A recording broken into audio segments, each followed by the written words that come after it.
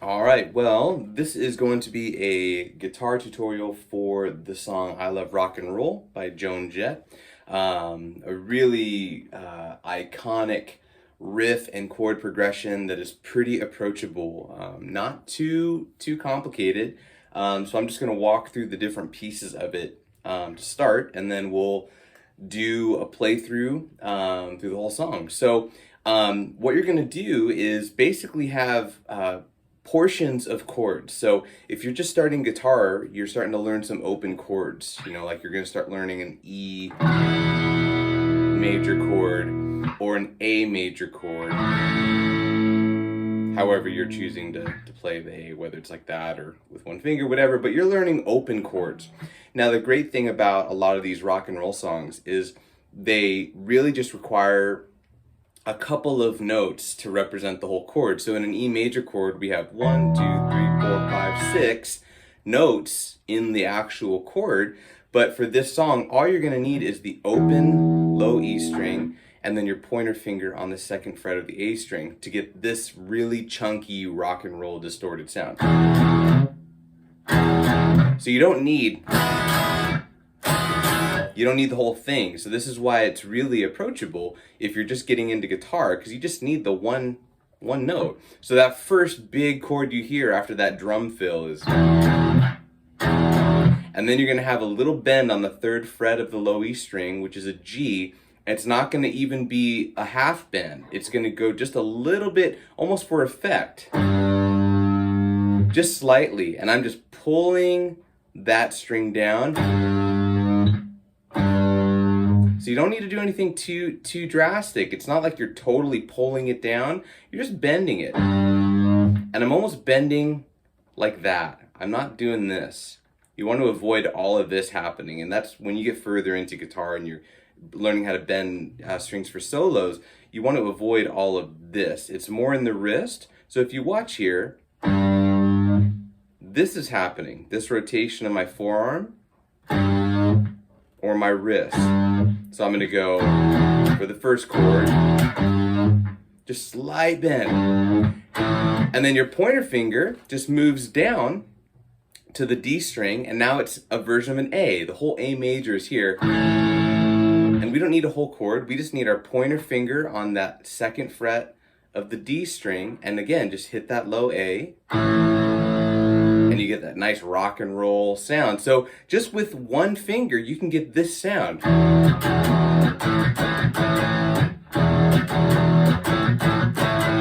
And it sounds like a lot of rock and roll songs, and you're just using the one note, so it's good to use the other fingers to learn the whole chords. You should do that. But for a song like this, that's why it's really a great one to come into, is that you don't need a lot of those fingers to start. So far we have this. Okay, and then the next one is a B chord, and again, when you get into bar chords, this is a little bit harder to do a full B.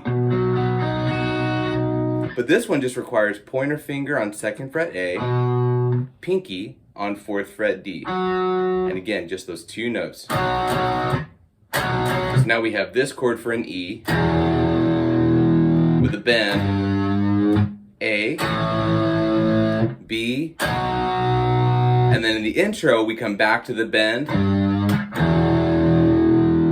So nice and slow, that's gonna sound like this.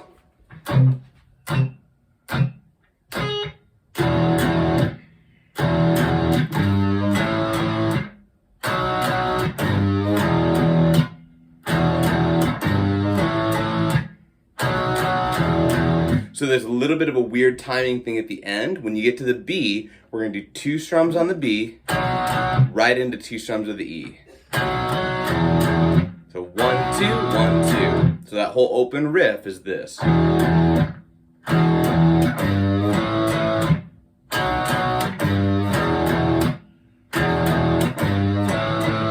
2, 1, 2. Okay? And then they have a little bit of a riff getting higher up on the strings, and I'll play it up here. This is probably the easier way to do it. 5th fret on the B string with our ring finger, pointer finger 3rd fret B string, and then I'm going to do middle finger on 4th fret G string, and I'm alternate picking. I'm going to go, you can go all down, but I'm going to go down, up, down, and then it's going to go 2nd fret G string, and then I'm just going to go open G string, and together that's going to sound like this.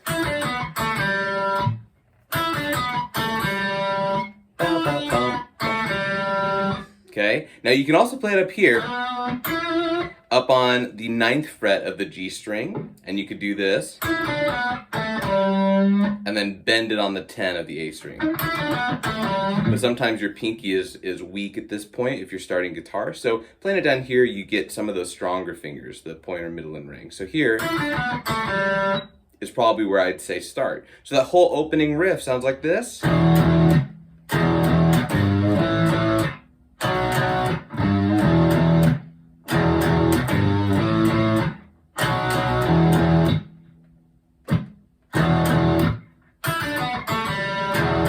And then you're into the verse. So let's try that one more time.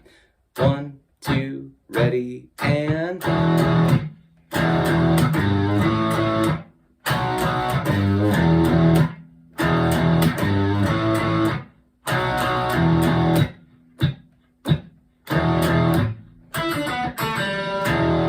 So practice that part until that starts feeling nice and comfortable, and then try it with the track. And then basically you're into the verse, which has you using the same shapes. It's just knowing the progression. So we start with the E, then again, then the riff, E, then to a B, then to an E, and then you use an A. And for the A, you hang there. Okay, so when you're hearing that in the song, you're going to hear that pitch kind of wobble a little bit. If you don't have a whammy bar, you could go and pull it down, or you can actually bend by pushing out on your neck and back on your body, and that actually kind of shifts the positioning of the neck to get this sound. Now you want to be careful with that because you don't want to be too aggressive and mess up the setting of your neck, but a little bit you can do. So I can go, and then right before she gets into the chorus, it's nothing, and then it goes right back into the regular intro, which is the chorus, minus one of the bends. So the chorus is going to sound like this.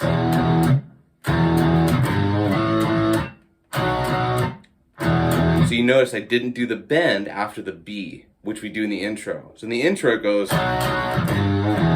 in the regular chorus you just go, then back to the beginning.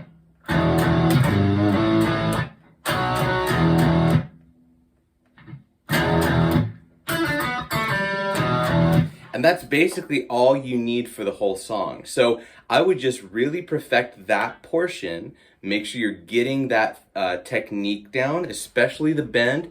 Don't do this. Don't bend that knuckle. Bend your forearm or your wrist. Get used to that rotating motion. That's going to serve you well with later bends in songs as you get more complicated. Get the progression down, even in like the verse.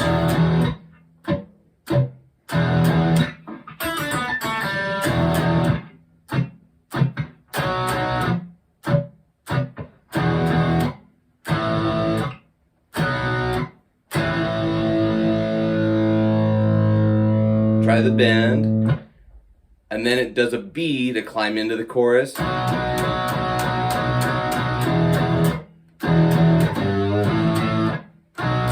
Okay, and you can try the riff up here if you want, but I would say is a little bit more approachable. So just practice this first section of the tutorial until this feels really comfortable, and then start working your way into the track. So in a minute, we're going to go ahead and play along with the track just to see it in context. But stop the video and practice this until this feels really comfortable, where you're getting nice, clean notes that you're strumming or you're picking feels really comfortable, and then try and play it in the context of the song. So take a moment, practice, get it feeling really comfortable. There's no rush. As we always say here at Mr. Nathan Music, it's accuracy over speed all the time. There's no rush to get it down, but get it right, okay? So go ahead and take a second, practice, and take as long as that takes, and then you can play the rest of the video where we're going to do a little bit of a play along. All right, good luck.